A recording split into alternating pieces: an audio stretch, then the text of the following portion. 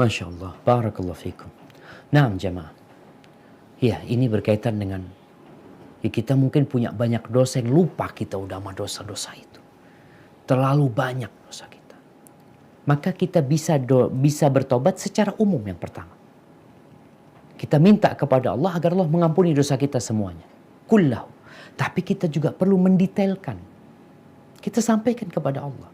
Ya Allah, aku memohon seperti doa Nabi SAW. Nabi mengatakan, Allahumma ghafirli dzambi kullahu. Ya Allah, ampuni dosaku semuanya ya Allah. Yang kecil dan yang besar. Yang kecil dan yang besar. Yang sengaja dan yang tidak sengaja. Yang terang-terangan atau yang sembunyi-sembunyi. Yang serius atau yang gurau. Nabi mengajarkan kita doa seperti itu.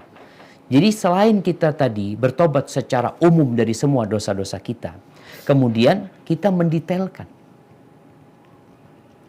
Yang mungkin bukan satu persatu karena kita mungkin gak ingat. Kita tahu dosa ini ada dua macam. Yang pertama ada dosa kecil, ada dosa besar. Dosa kecil ini dengan sholat kita, dengan puasa kita, dengan umroh dan haji kita, itu dihapuskan secara otomatis. Allah Azza wa Jalla mengatakan, in tajtanibu kaba'ira ma tunhauna anhu nukaffir ankum sayyi'atikum. Kalau kalian menghindari dosa-dosa besar, maka dosa-dosa kecil kalian kami hapuskan.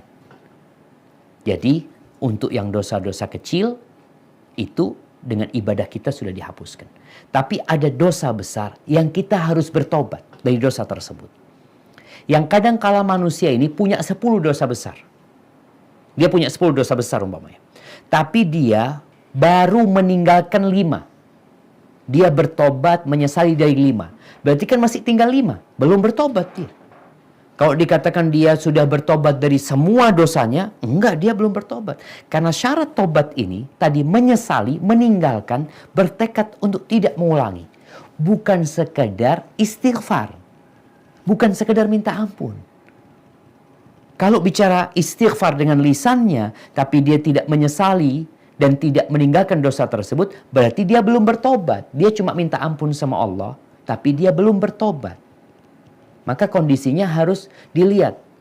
Kalau memang tadi disebutkan oleh ibu, kita itu mau bertobat dari semua dosa, ya berarti kan harus menyesali, harus meninggalkan semuanya, dan harus bertekad untuk tidak mengulanginya. Kemudian tobat ini nggak berhenti jemaah. Artinya Anda sudah tobat saat hari ini, udah tobat dari semua dosa. Besok kita tobat lagi. Lusa kita tobat lagi. Terus sampai kapan? Sampai mau mati. Bayangkan Nabi SAW. Setiap selesai ibadah, beliau itu istighfar. Selesai sholat, Nabi baca apa? Astaghfirullah, astaghfirullah, astaghfirullah. Setelah sholat malam, ini orang ahli ibadah, sholat malam. Sebelum waktu subuh. Apa kata Allah?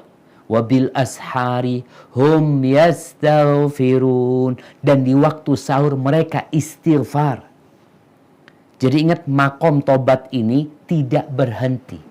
Artinya buat orang yang melakukan dosa, dia bertobat. Buat orang yang sudah baik, dia bertobat. Mungkin ada ibadah-ibadah yang gak sempurna yang dia kerjakan. Apalagi tadi ceritanya Abu Bakar Siddiq radhiyallahu anhu.